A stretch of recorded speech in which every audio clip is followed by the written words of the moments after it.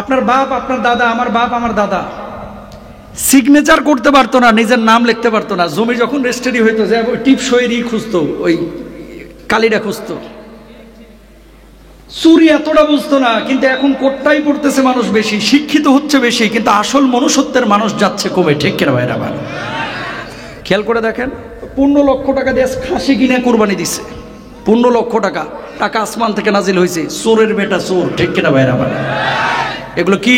জোরে বলেন কি?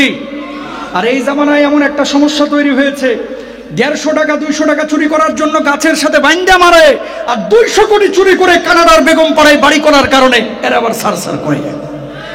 কথা বলেন ঠিক না? সিসক্যাসরের বিচার আছে, হিরুঞ্চির বিচার আছে।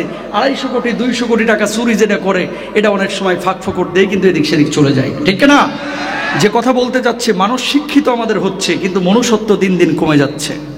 আগের মানুষ অত শিক্ষিত ছিল না, পড়াশোনা অত ছিল না, মনুষ্যত্বের মানুষ ছিল, মানুষের পাশে দাঁড়াতো। চুরি বাটপারি এগুলো সাধারণত খুব সহজে করতো না, বিচ্ছিন্ন কয়েক জায়গায় ছিল, কিন্তু এখন মানুষ অহরহ করছে।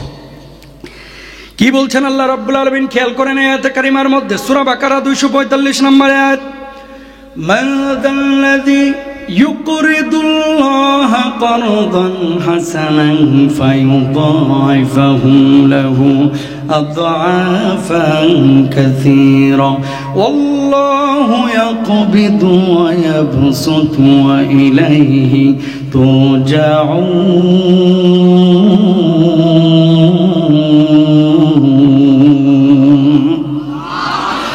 রব্বুল আলামিন বললেন, যে ব্যক্তি আল্লাহ রব্বুল আলামিনকে ঋণ দিবে, আল্লাহ রব্বুল আলামিন তারে দ্বিগুণ বদলা দিবেন, 3 গুণ বদলা দিবেন, 4 গুণ বদলা দিবেন।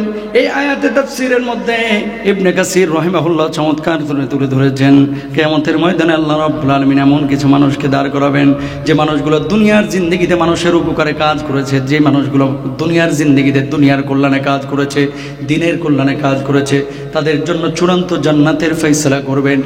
আর এমন কিছু মানুষগুলোকে দাঁড় করাবে, যে মানুষগুলো মানুষের সম্পদ লুটপাট করেছে, দেশের সম্পদ লুটপাট করেছে, যে মানুষগুলো মানুষের হক নষ্ট করেছে, যে মানুষগুলো মানুষকে কষ্ট দিয়েছে, যে মানুষগুলো মানুষকে লাঞ্ছিত করেছে, মানুষের মুখের খাবার কেড়ে নিয়েছে, আল্লাহ রাব্বুল আলামিন এই মানুষগুলোকে কিয়ামতের ময়দানে জাহান্নামের মধ্যে নিক্ষেপ করবেন। নাউযুবিল্লাহ। আল্লাহ রাব্বুল আলামিন যখন মানুষগুলোকে দাঁড় করবে, মানুষগুলো বলবে, আল্লাহ ও আল্লাহ, কিয়ামতের ময়দানে আজকে আপনি আমাদের বিচার করবেন, আল্লাহ মাফ করে দেন। রব্বুল আলামিন ফেরেশতাদেরকে বলবেন, ফেরেশতারা রে, আমার এই মানুষগুলোর হিসাবগুলো একটু খেয়াল কর, আমলনামাগুলো খুলে দেখ। ফেরেশতারা বলবে, আল্লাহ ভালো কাজ করেছে, মানুষের উপকারে কাজও করেছে, আপনাকে ঋণও দিয়েছে। রব্বুল আলামিন বলবে মানুষগুলোকে তখন লক্ষ্য করে, যা যা যা, জান্নাতের যেই দরজা দিয়ে খুশি সেই দরজা দিয়ে আমার জান্নাতে চলে যা। মানুষগুলো অবাক হয়ে যাবে আর বলবে, আল্লাহ দুনিয়ার জিন্দেগিতে কি এমন কাজ করেছিলাম যার জন্য আজকে জান্নাতের ফয়সালা করলেন? রব্বুল আলামিন তখন বলবে, দুনিয়ার জিন্দেগিতে তোর বাড়ির পাশে যে মানুষটা অভুক্ত ছিল, তারা যে খাবার দিয়েছিলি, তার রাস্তা ছিল না, তার জন্য রাস্তা নির্মাণ করে দিয়েছিলি, মসজিদ ছিল না, তার জন্য একটা মসজিদ ঘর নির্মাণ করে দিয়েছিলি, মাহফিল ছিল না, ময়দান ছিল না, সেই ময়দানগুলোকে কায়েম করেছিস, কোরআনের মঞ্চগুলোকে এস্টাবলিশ করেছিস, প্রতিষ্ঠিত করেছিস। আমি আল্লাহ রাব্বুল আলামিন সেগুলোকে ঋণ হিসাবে গ্রহণ করে তোদের জন্য আজকে চূড়ান্ত জান্নাতের ফয়সালা করে দিয়েছি। মানুষগুলো তখন বলবে, আল্লাহ যদি জানতাম তাহলে আরো বেশি বেশি আপনার ঋণ প্রদান করতাম। বলুন আল্লাহু আকবার। মানে মানুষের জন্য আপনি ছোট্ট একটা রাস্তা বানালেন, এটা আল্লাহকে ঋণ দেওয়া। আবার মানুষের জন্য আপনি রাস্তা চুরি করে, রাস্তা কাইটিয়া নিজের বাড়ির ভিতরে জমিটারে দখল করে নিলেন, তার মানে আল্লাহর হক আপনি নষ্ট করলেন, মানুষের হক নষ্ট করলেন। জোরে সোরে বলেন নাউযুবিল্লাহ। আরো জোরে বলেন। এই জামানাটা এখন বড় কঠিন জামানা। খেয়াল করেন, আরেকজনের ঘাড়ের উপর দিয়ে পা ডিঙায়া, ঘাট ডিঙায়া, আরেকজনের ঠগায়া কিভাবে নিজে একটু ভালো থাকা যায়, এই জামানা চলতেছে এখন। সেই জামানা ভাই ভাইয়ের সম্পদ বেড়ে দিচ্ছে। হাজী সাহেব হয়তো বা এখানে অনেকগুলো বসে থাকতে পারে, সামনের কাতারে নামাজ পড়ে, 2 বার বড় হজ্জ করেছে, উমরায় প্রতি বছর যাচ্ছে, মাগার বোনের সম্পদটা এখনো বুঝাই দিল না। কথা কয় না? আছে না নাই? জোরে বলেন।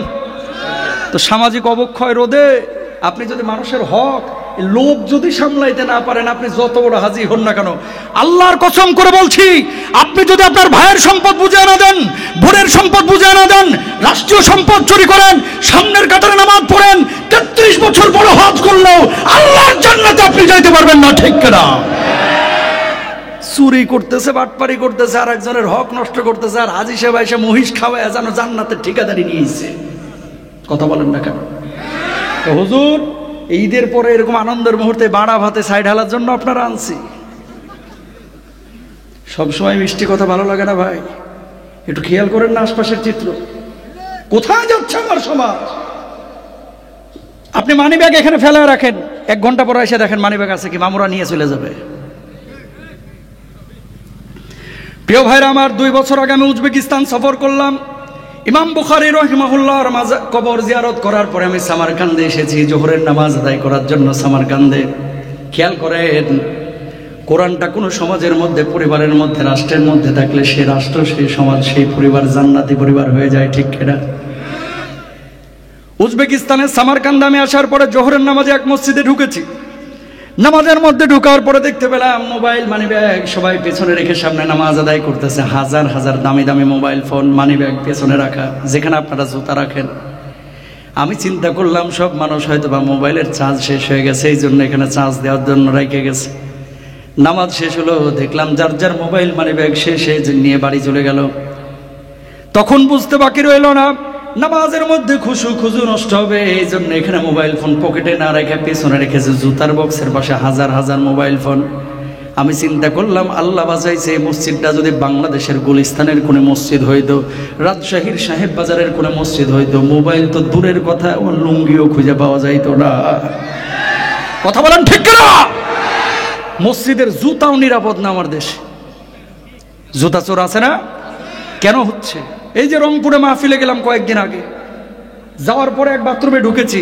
এই সামাজিক অবক্ষয় রোধে ইসলামের দিক নির্দেশনা, এই জন্য একটা একটা করে বলতেছি আর কি। প্রথমে চুরি নিয়ে কথা বলি, তারপরে অন্যান্য অবক্ষয়ে যাব। যাওয়ার পরে দেখতেছি ভাঙা বদনায় শিকল বান্ধা বাথরুমের মধ্যে, তাও আবার, তার মানে 25 টাকার একটা ভাঙা বদনা রক্ষা করতে 200 টাকার শিকল ব্যবহার করা লাগে, তাও আবার বাথরুমে। কথা বলেন ঠিক কিনা? ছাগল নাই, গরু নাই, হালের বলদ নাই, যে যেভাবে পারছে সেভাবে চুরি করে দিচ্ছে। কারে ফাঁকি দিচ্ছেন? সরকারকে ফাঁকি দিতে পারেন, জনগণকে ফাঁকি দিতে পারেন। আল্লাহর কসম করে বলছি, কপালে 6 ইঞ্চি কালো দাগ নিয়া, শেষদার দাগ নিয়া চুরি করে পার পাওয়া যাবে না, পার পাওয়া যাবে না, ঠিক কিনা মুসলমান? তাহলে সামাজিক অবক্ষয় রোধে 1 নম্বর আমাদের করণীয় হচ্ছে কোরআনটাকে আমাদের সমাজে বাস্তবায়ন করতে হবে। দরকার আছে না নাই? রব্বুল আলামিন কি বলছে খেয়াল করেন, ওয়াস-সারিকু ওয়াস-সারিকাতু ফাকতাউ আইদিয়াহুমা জাযাআম বিমা কাসাবা নাকালাম মিনাল্লাহ। আল্লাহ রাব্বুল আলামিন বললেন, চোর আর চোরনির হাতের কবজি থেকে কাইটা দাও।